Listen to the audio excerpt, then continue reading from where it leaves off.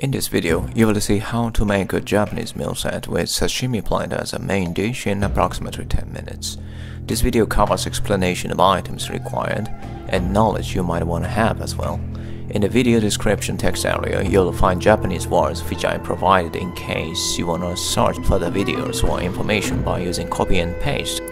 This time the menu is a sashimi meal set, so let's start our journey by picking up a plate for sashimi. By the way, if you want this channel to introduce some basic knowledge about the pottery plate like each different style and so on, then please let me know through the comments and I might be able to help prepare the contents for you. Anyway, I picked this one. If you prepare Japanese meals, you should start with the preparation of soup and some uchi mono ingredients in my opinion. By the way, if professionals see this video, they might criticize my lazy way of making soup, but don't worry, from the perspective of efficiency, this is where we native Japanese usually draw the line.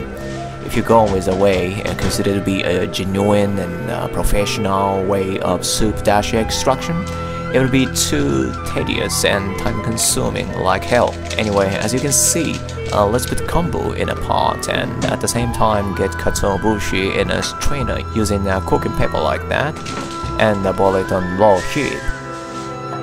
Next is scallions as uchi mono. Uchi monos flankly use some ingredients like scallion or ginger, which can be optionally used on the table. This time I use green onion and also scallion. By lapping with suitably wet cooking paper, you can keep it in the refrigerator for some days. Scallion is also chopped.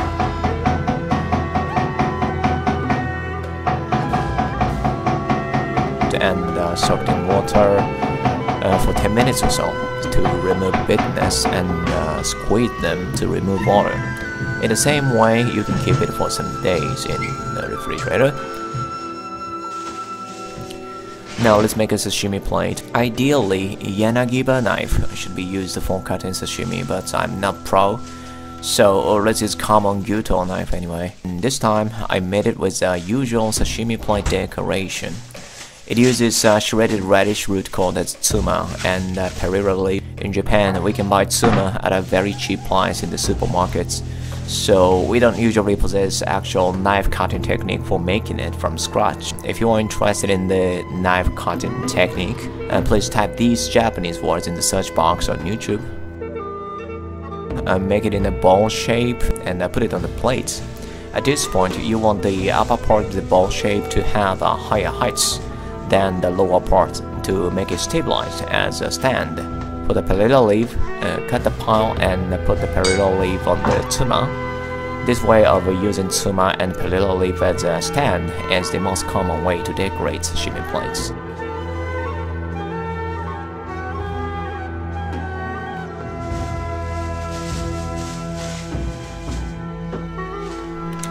Let's start with the yellowtail. I bought fatty, tasty parts of saku. In case you don't know the word saku, saku is the name of the cut fillet shape, usually used for cutting sashimi from it. In Japanese supermarkets, fillets sold in saku shape are basically for sashimi. One tip, please get saku that is never frozen, especially in case you are in Japan. Please remember these two kanji characters. The word on the left means it's been never frozen, the one on the right means returned from frozen. Anyway, this time the way to cut the yellowtail is called as the hirazukuri. You cut each piece from the right edge of saku. Please cut the saku in this way if saku has a decent height like 2 centimeters or more. Cut each piece in a single gentle slash move. This time I made 5 pieces to put on the stand.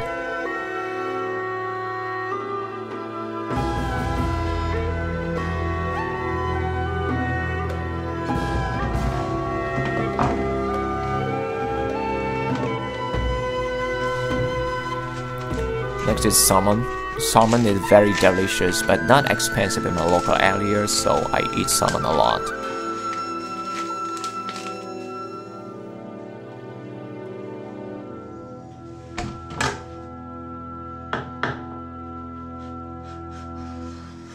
I separated the fillet into two, like this.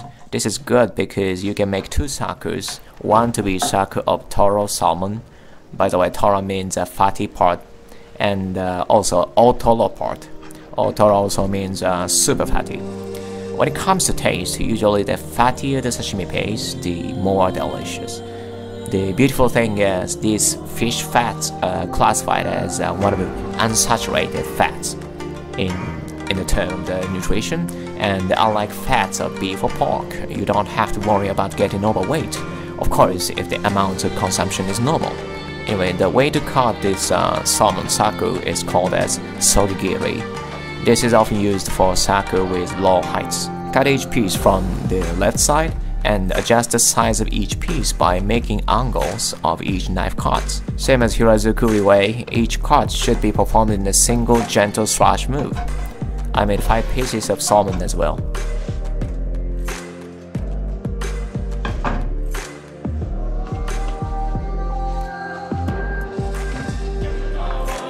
For the otoro part, the knife cut direction is being determined right now. It's a bit hard, but let's hear from your own instinct for this. As you can see, each flesh has a direction of fat layers, so the wrong direction of cutting can harm the flesh's taste. That's why you want to determine this. The otoro part is super delicious, so it's reasonable to enjoy this part in a separate part of the plate. Sogi giri is also used for this part. If you're totally new to Japanese style cooking, each piece of sashimi is level of delicate care. It can be felt as a subtle difference, but for certain discerning people, this is exactly why Japanese cuisines intrigues them. That's why Japanese restaurants serving sashimi types of dishes often provide quite a calm, silent atmosphere. Delicate taste plates like sashimi can be enjoyed in its full potential only when people's mind is set on it. This also leads to an understanding of healthy meals in general as well, in my opinion. Simple dishes like sashimi can be felt so delicious and satisfying without relying on using any oils or elaborated cooking methods. To feel so, having that mindset and a healthy body is essential.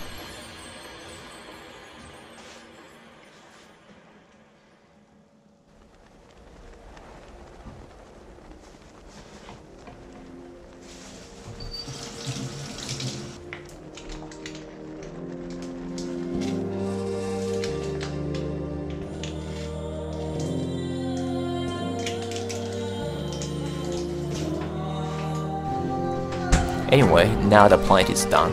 It's quite beautiful, isn't it?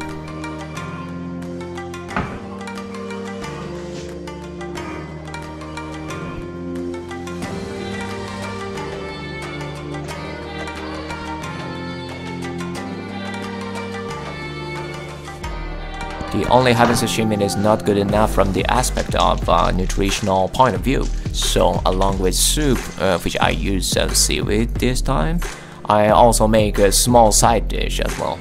For that, natto is often used. Please let me introduce my favorite way of eating this super healthy, magical food. It should be stirred well, like this, before you pour natto sauce.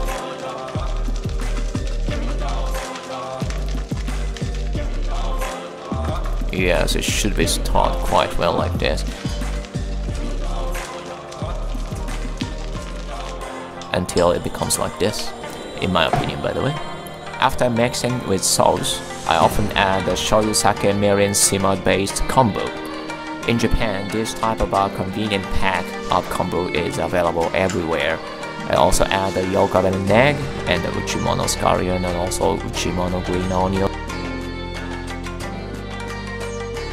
and shredded seaweed paper.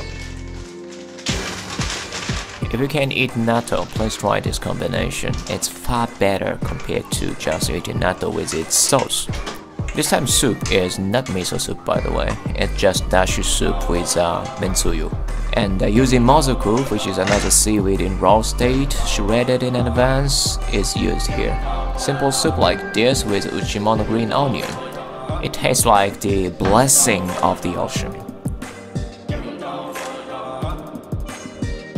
So in this meal, there are no cooking oils whatsoever used, but it has very high nutritious fats of omega-3 and those so-called unsaturated fatty acids.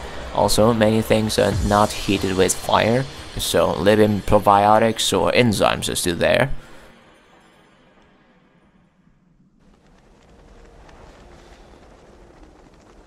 If you are not familiar with how to eat Japanese-style meals, please check out my website, JapaneseFoodTips.com. The website is still new, and I still try to add the contents little by little today.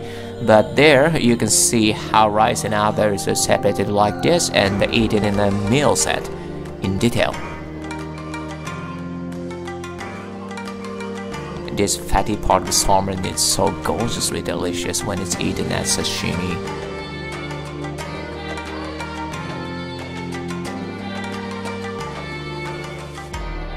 Also, please look at this yellowtail. It's like jewels you can eat.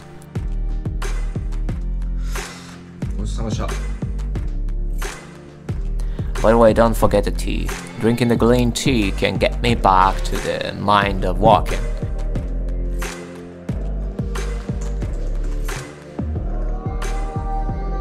Well, anyway, thank you for watching.